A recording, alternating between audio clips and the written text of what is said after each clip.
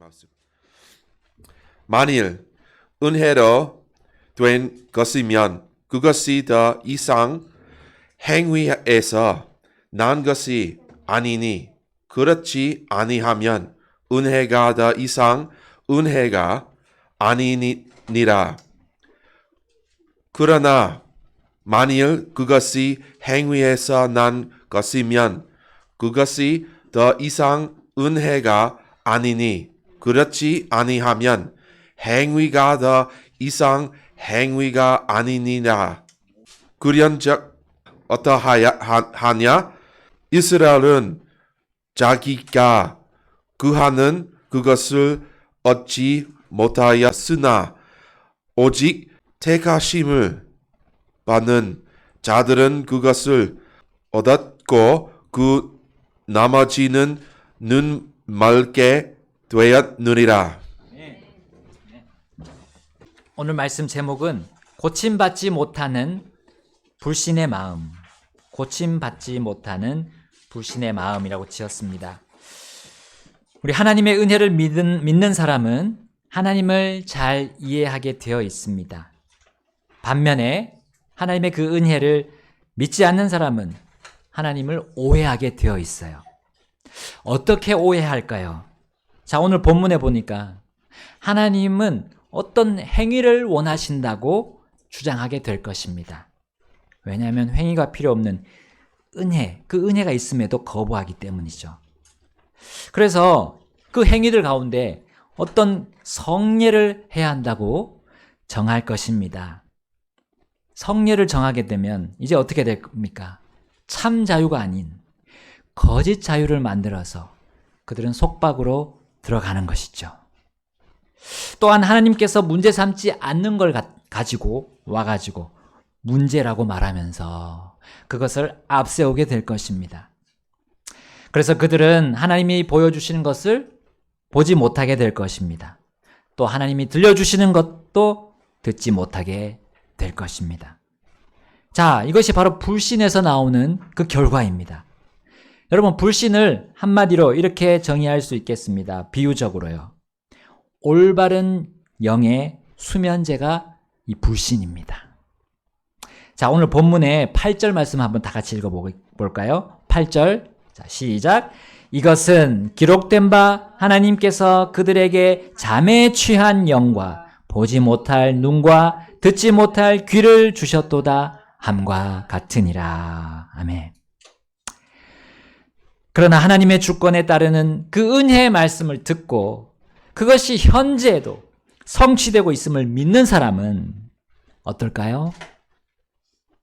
자신의 행위로 무엇을 하라고 하지 않을 것입니다. 그 사람은 참된 자유를 누릴 것입니다. 그리스도 안에 살기 때문입니다. 또한 그 사람은 항상 자유로운 행로로 나아가는 그리고 그걸 반드시 성취하는 하나님의 말씀, 그 말씀으로 충만할 것입니다. 그 사람은 세상이 들쑥날쑥하는 그런 이슈들에 따르지 않을 겁니다. 오직 성령의 인도함에 따르기 때문에 자, 이제 그 사람은 주님처럼 보게 되고 주님처럼 듣게 될 것입니다. 그래서 깨닫지 못하는 것이 아니라 깨닫게 될 거예요. 왜냐하면 그의 영이 깨어있기 때문입니다. 이게 믿는 자와 믿지 않는 자의 차이입니다. 하나님의 은혜를 믿는 자는 하나님의 형상과 같이 지금 변화되고 있어요. 지금도 변화되고 있는 거예요.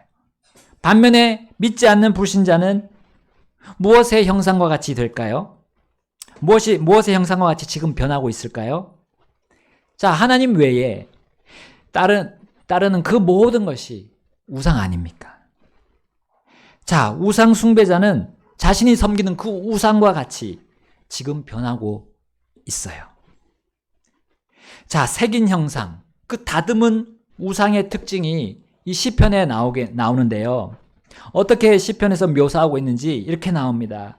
시편 115편 6절에 그것들은 귀가 있어도 듣지 못하고 코가 있어도 냄새 맡지 못한다 했어요. 우상들이죠. 색인 형상들. 또 시편 135편 17절에 이렇게 나옵니다. 그것들은 귀가 있어도 듣지 못하고 그것들의 입에는 아무 숨도 없도다. 여러분 본문에서 보게 되면 이 믿지 않는 자들이 바로 그 중에 이스라엘 안에서도 심지어 이스라엘 안에서 믿지 않는 자들이 어떻게 됐다고 나옵니까? 눈이 멀었다. 그들은 듣지도 못하게 된 거예요. 그들이 구하는 것을 그래서 얻지 못했다고 오늘 로마서 본문에 나옵니다. 자, 그리고 시편 말씀에 숨도 없다는 표현을 했어요. 숨도 없다, 그들은. 그 우상은 숨이 없고 그 우상을 따르는 자들은 숨이 없다는 표현을 한 거예요. 첫 번째로 그 의미는 그들이 하나님의 영이 없음을 의미합니다. 믿지 않으면, 하나님의 그 말씀 믿지 않고 하나님에 대해서 믿지 않으면 영이 없는 것과 같아요. 몸은 살아있지만 영은 죽어 있는 거죠. 자, 숨도 없다는 그 표현. 두 번째는 영이 살아난 하나님의 자녀에게도 적용이 될 수 있습니다. 그 하나님의 자녀는, 숨이 없는 그 하나님의 자녀는 하나님의 말씀에 대해 불신함으로 인해서 불순종하게 되죠.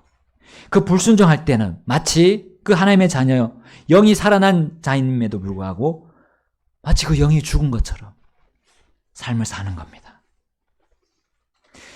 하나님은 이사야에게 이렇게 말씀하셨습니다. 이사야를 통해 이렇게 말씀하셨습니다. 이사야서 6장 10절. 우리 다 같이 이사야서 6장 10절로 가보겠습니다. 자, 9절을 제가 먼저 읽고 10절 같이 읽겠습니다. 9절. 그분께서 이르시기를 가서 이 백성에게 말할지니 참으로 너희가 듣기는 듣되 깨닫지 못하며 참으로 너희가 보기는 보되 알지 못하느니라. 함께 읽겠습니다.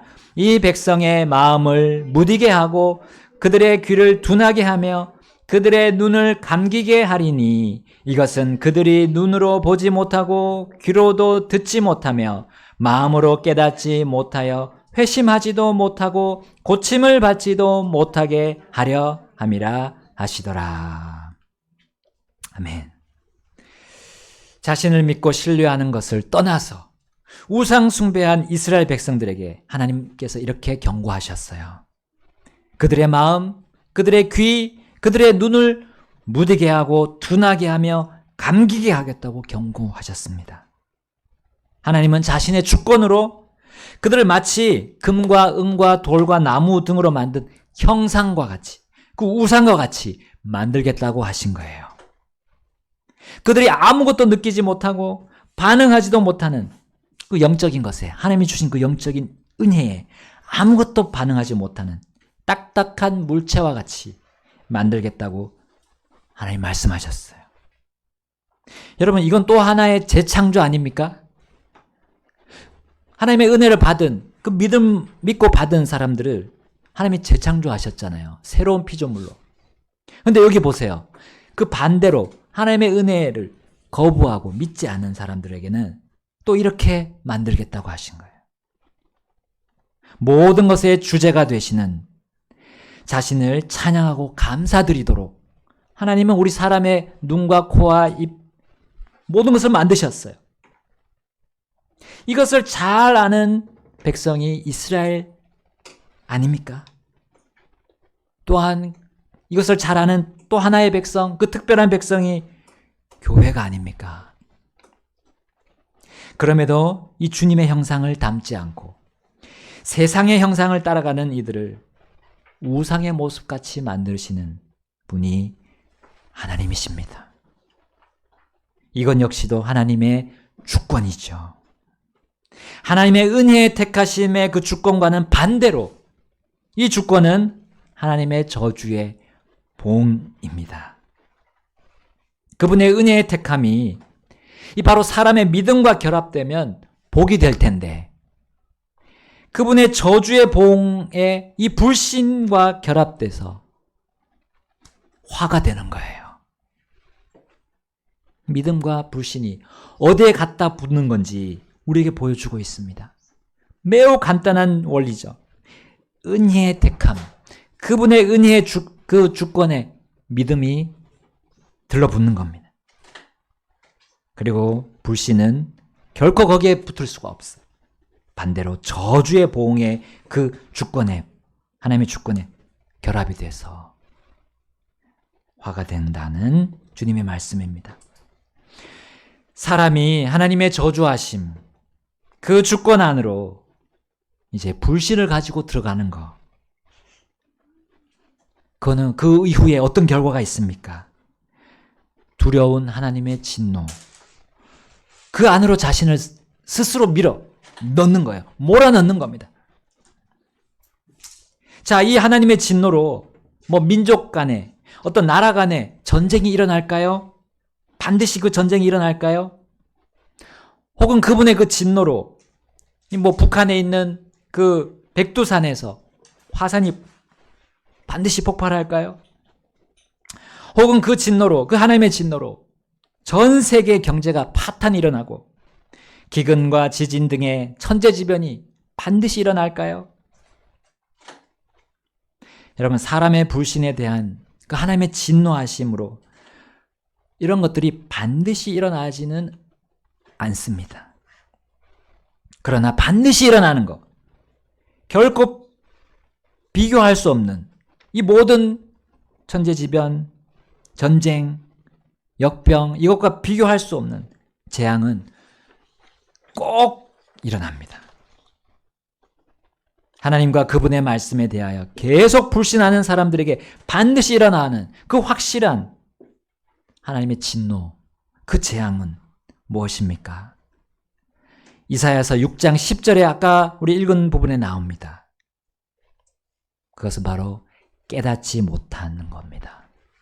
회심하지 못하는 겁니다. 고침받지 못하는 거예요. 자, 무엇이 깨닫지 못하고, 무엇이 회심하지 못하고, 무엇이 고침받지 못하는 겁니까? 바로 불신하는 그 마음이에요. 믿지 않는 그 마음입니다. 10절 다시 한번 제가 읽어보겠습니다. 이사야서 6장 10절. 이 백성의 마음을 무디게 하고 그들의 귀를 둔하게 하며 그들의 눈을 감기게 하리니 이것은 그들이 눈으로 보지 못하고 귀로도 듣지 못하며 마음으로 깨닫지 못하여 회심하지도 못하고 고침을 받지도 못하게 하려 함이라 하시더라. 이거는 마음을 고장내게 하시는, 고장나게 하시는 거죠. 하나님이. 하나님을 꾸준히 거부하고 믿지 않는 자의 그 마음을 누구도 고칠 수 없는 상태로 고장내시는 분이 하나님이십니다. 여러분, 이게 스마트폰이 한 3년 정도 지나니까 뭐 오류가 이렇게 하나씩 떠요. 근데 이제 앱이 오류가 나도 계속 되긴 하더라고요. 쓰는 데는 지장이 없습니다. 근데 제 아내 폰이 최근에 메인보드가 이제 고장이 났어요. 근데 이제 수리비가 새 폰을 사는 것보다 더 비싼 그 견적이 나왔습니다. 그래서 새 폰으로 바꿔야 됐는데 다행히 공짜 폰이 있어가지고 정해진 그 통신 요금을 한 몇 개월 동안 쓰면 되는 조건이더라고요. 자, 전자제품은 이렇게 AS라는 것이 있습니다. 고장이 났을 때 우리 AS 센터에 가면 고칠 수 있게 하는 것이 그 하나의 서비스인데, 자, 제품을 만든 이 설계자들도 사람이기 때문에 불완전하죠. 그렇기 때문에 이게 또 고장 나면 그들이 이제 AS를 실시할 수밖에 없습니다. 그러나 이제 설계자가 만들 때 이 영구적으로 좀 사용하지 못하도록 이제 설계나 이런 부품 이런 부분을 조정할 수 있죠. 그래서 장사하는 사람들이기 때문에 이 영리를 목적으로 자신들의 그 권한 아래에서 그 제품을 그렇게 만들곤 합니다. 그러나 모든 것의 메이커시고 사람의 크리에이터이신 하나님은 그런 목적으로 우리 사람을 만들지 않으셨죠. 하나님은 돈을 벌실 필요가 없습니다. 모든 것이 그분의 소유입니다. 하나님은 영리를 목적으로 이 세상과 우리 사람을 만들지 않으셨어요. 또한 자신이 창조한 사람을 언젠가는 고장이 나도록 고안하지 않으셨습니다. 사람이 고장이 나는 것은 순전히 사람 그 자신 때문입니다. 물론 고장이 난 사람을 완벽하게 고칠 수 있는 하나님의 은혜의 그 주권, 그것을 우리는 보고 있었고 우리는 믿고 있습니다. 그러나 자신의 주권으로 계속 자신을 불신하는 사람의 그 고장난 마음을 계속 수리하지 아니하실 수도 있죠.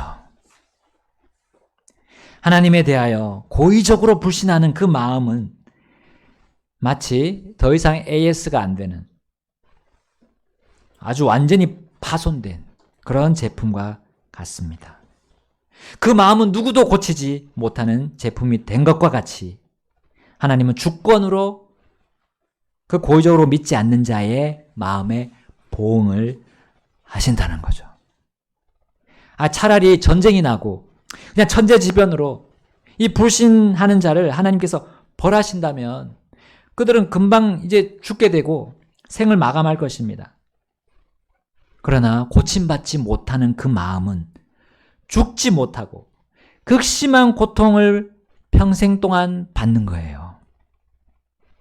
마치 우리 비교하자면 그것은 무기징역을 당하는 것과 같다고 비유할 수 있겠습니다.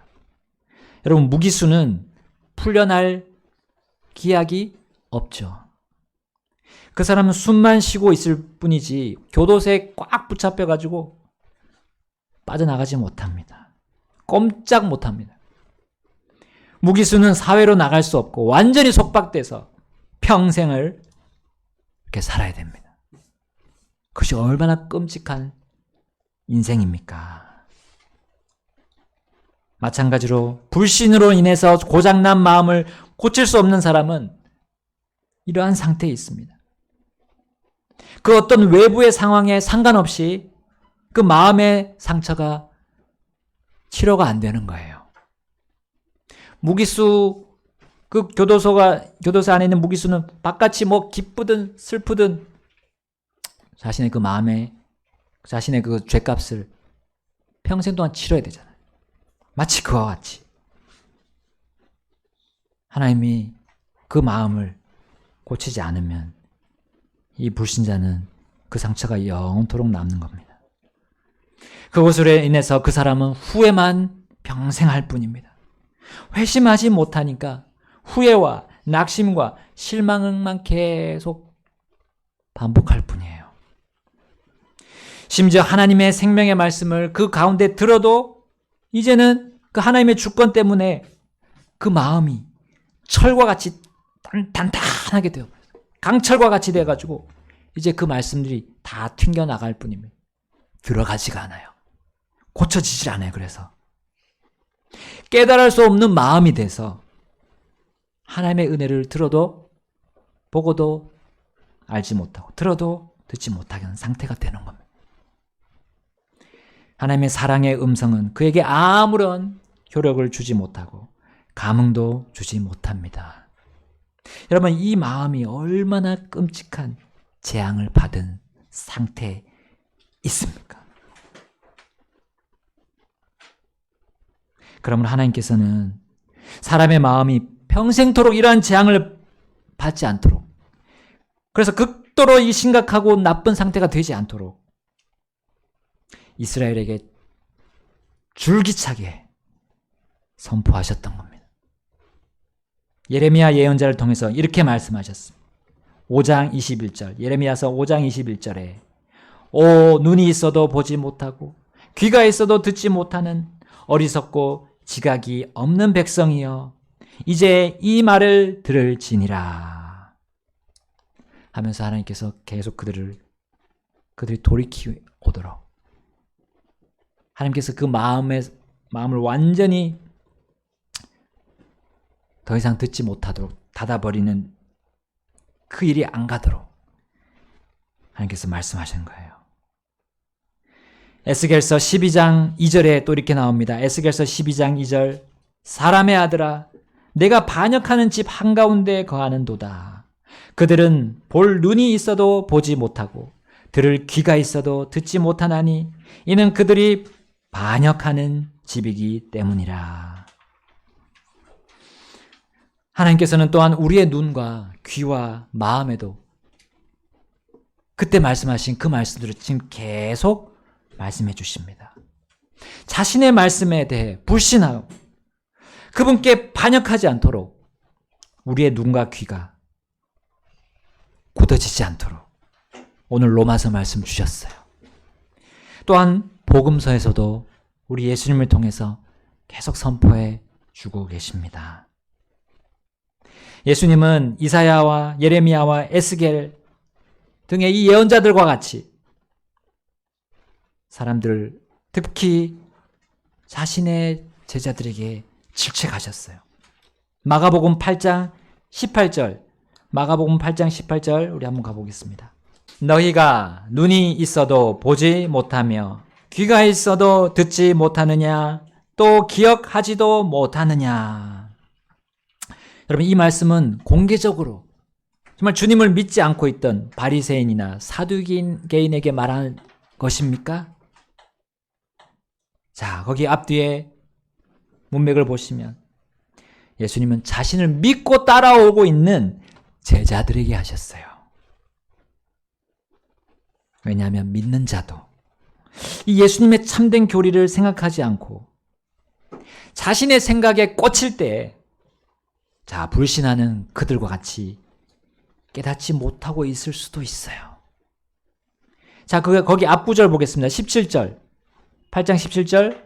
이에 예수님께서 그것을 아시고 그들에게 이르시되 너희가 어찌하여 너희에게 빵이 없기 때문이라고 의논하느냐. 너희가 아직 알지도 못하고 깨닫지도 못하느냐. 너희 마음이 아직도 강팍하냐. 예수님께서 그들에게 무엇을 조심하라고 앞에 말씀하셨죠? 15절에 보면 주의하라 하면서 바리새인들의 누룩과 헤롯의 누룩을 조심하라 하셨어요.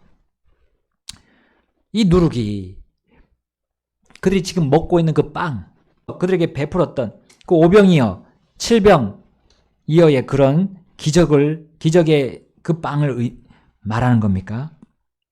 아니었습니다. 헤롯과 그 바리새인들이 사람들 앞에서 행한 위선, 그리고 위장하는 거, 거짓되게 행동하는 거, 그거를 경계하라는 말씀이었는데, 자, 이들이 어떻게 이렇게 엉뚱한 생각을 하게 됩니까?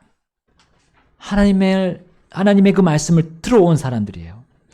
예수님을 믿고 쫓는다는 사람들이었어요. 근데 그들도 역시나 바리새인들과 그 헤롯같이 그 불신의 누르게, 그래도 같이 지금 전염이 되고 있는 거였어요. 그 누룩이 얼마나 빨리 부풀게 합니까? 그 누룩이 죄를 의미하는 거 아닙니까? 예수님은 바리새인들과 헤롯처럼 그들도 눈과 귀가 있으나 보지도 못하고 듣지도 못한다고 일침을 날리신 거예요. 거기 오늘 아까 읽은 마가복음 8장 19절부터 보게 되면 이렇게 말씀하십니다. 내가 빵 5덩이를 5,000명 가운데서 떼어줄 때에 너희가 조각들을 가득히 담아 몇 바구니를 거두었느냐 하시니 그들이 그분께 이르되 12이니이다 하니라. 또 7덩이를 4,000명 가운데서 떼어줄 때에 조각들을 가득히 담아 몇 바구니를 거두었느냐 하시니 그들이 이르되 7이니이다 하더라. 이에 그분께서 그들에게 이르시되 어찌하여 너희가 깨닫지 못하느냐 하시더라. 그들이 예수님의 말씀보다 자신들의 생각, 주님의 생각보다 자신들의 생각에 빠져버렸던 거예요. 그래서 예수님은 마치 기수가 달리는 말에 그 채찍질을 가하듯이 제자들에게 강한 자극을 주셨던 겁니다. 하나님의 말씀에 대한 사적인 해석이 그들 안에서 나오면 그들이 어떻게 됩니까? 하나님의 말씀에 대해서 의심하게 됩니다. 그리고 결국 사두개인들, 바리새인들과 같이 불신을 야기하는 그 근거가 거기서 나옵니다. 그리고 그것이 결국 마음을 고침받지 못하는 그 하나님의 크나큰 재앙으로 연결될 수 있기 때문에 주님은 지금 그들 앞에서 경각심을 심어주셨던 거예요. 자, 오늘 이제 본문에서 바울은 그러한 고침받지 못한 마음들이 어떤 고통을 야기하게 될 것인지 우리에게 이렇게 또한 보여줍니다. 그는 시편을 언급합니다. 시편 69편의 말씀인데, 자, 우리 로마서 1장 11장으로 가보겠습니다. 로마서 11장 9절에서 10절, 그것이 이제 시편 69편의 말씀들을 인용해 하면서 또 하나님이 계시해 주신 그 말씀을 덧붙입니다. 또 다윗이 이르되 그들의 밥상이 그들에게 올무와 함정과 걸림돌과 봉이 되게 하시고 그들의 눈은 어두워져서 그들이 보지 못하게 하시며 그들의 등이 항상 굽게 하소서 하느니라. 시편 69편에 이렇게 나와 있습니다. 69편 23절에 그들의 상이 그들 앞에 올무가 되게 하시고 그들의 행복이 되었어야 했을 것이 함정이 되게 하소서. 그들의 눈이 어두워져서 그들이 보지 못하게 하시고 그들의 허리가 계속해서 흔들리게 하소서. 특별히 여기 밥상, 상이 먼저 나옵니다. 여러분, 밥상은 어떤 자리입니까? 우리가 하던 일을 잠시 멈추고 휴식을 취하는 자리입니다.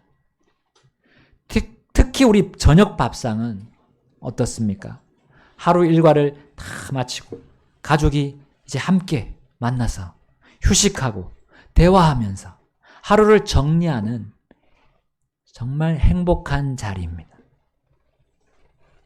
그런데 하나님과 그분의 말씀을 고의로 계속 불신한다면, 자, 그 밥상이 어떻게 된다고요? 올무와 함정과 걸림돌과 보응의 자리가 된다 했습니다. 행복한 자리가 아니라 불행한 자리가 된다는 거죠. 그 식사 자리가 불화가 일어난 자리가 되는 거예요. 화목해야 될 그 자리에서 불화가 일어난다라는 거죠. 하루를 정리하는 자리가 아니라 하루가 다시 꽈배기처럼 이렇게 꼬이는 자리가 되는 거예요. 자, 그렇게 되면 그 밥상의 음식들이 우리에게 영양소가 되는 게 아니라 독소로 변하는 겁니다. 나아가서 그 독소를 먹으니까 이제 우리의 몸이 어떻게 됩니까? 눈이 어둡게 되고 등이 굽어지고 허리가 흔들리게 되는 것.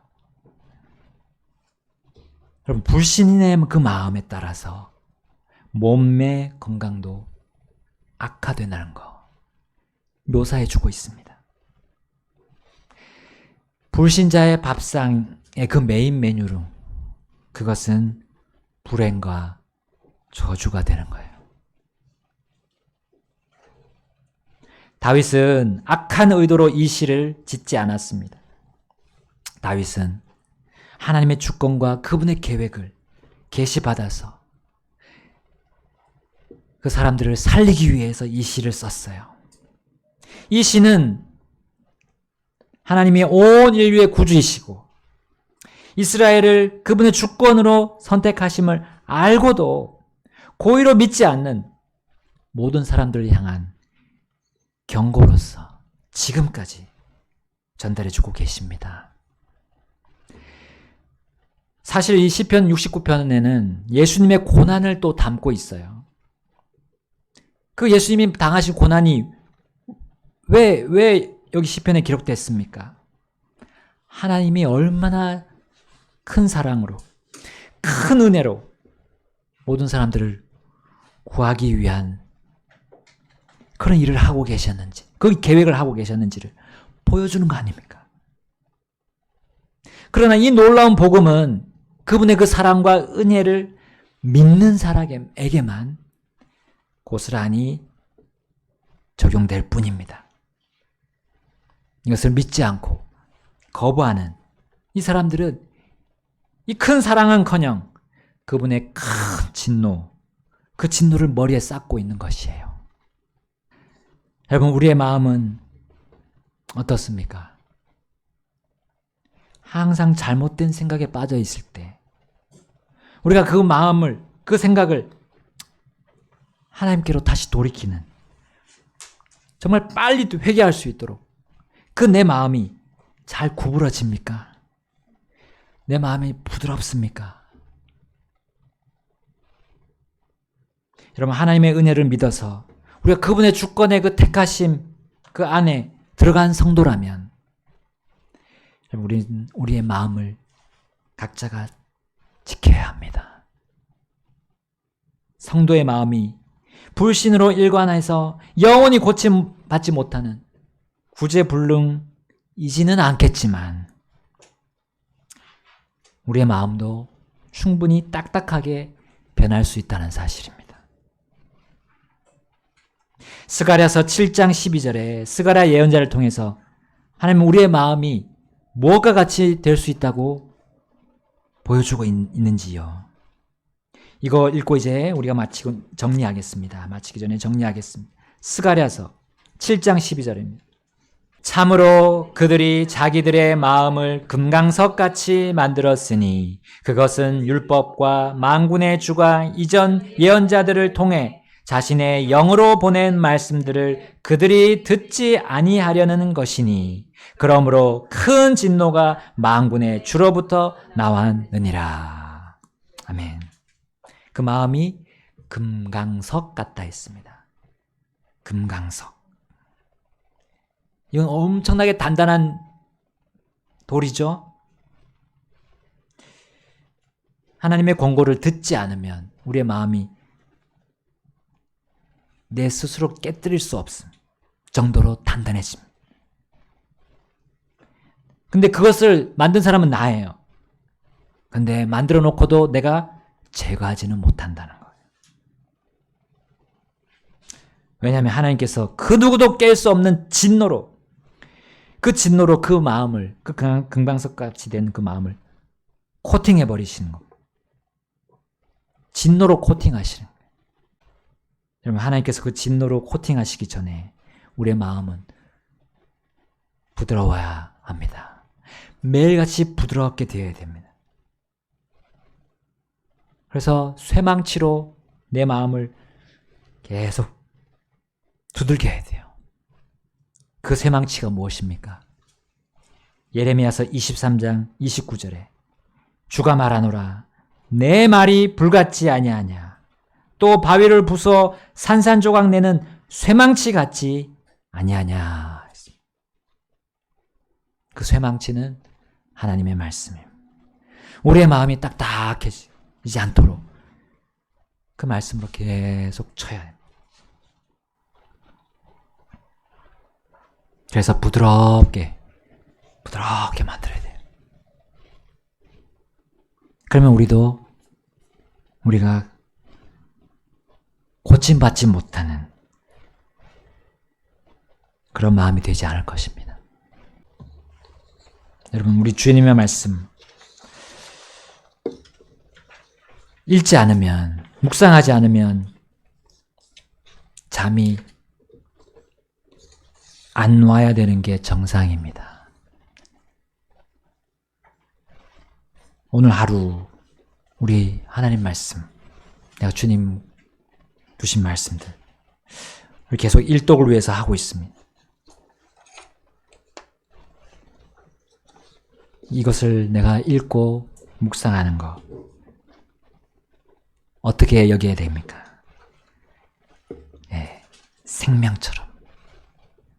생명처럼 여겨야 됩니다. 내가 오늘 주님 주신 말씀을 읽고 묵상하지 않는다면 오늘 하루는 하나님께서 기억하지 않으신다는 겁니다. 하나님의 그 책에, 보상의 책에 기록이 되지 않는 오늘이 되는 겁니다. 주님과의 교제가 우리 매일 있어야 합니다. 그리고 밤낮으로 있어야 됩니다. 그게 없으면 다른 것들이 들어와서 우리의 마음은 딱딱하게 또 굳어집니다. 그래서 고침받지 못하는 불신의 마음으로 변하기 매우 쉽습니다. 우리 이 시간 주님 앞으로 나아가셔서 결단합시다. 주님의 말씀, 그 쇠망치의 말씀으로 내 마음, 금방 딱딱해지는 그 마음 깨뜨리겠습니다. 매일 밤낮으로 깨뜨리겠습니다. 하고 우리 결단합시다. 다 같이 기도하시겠습니다.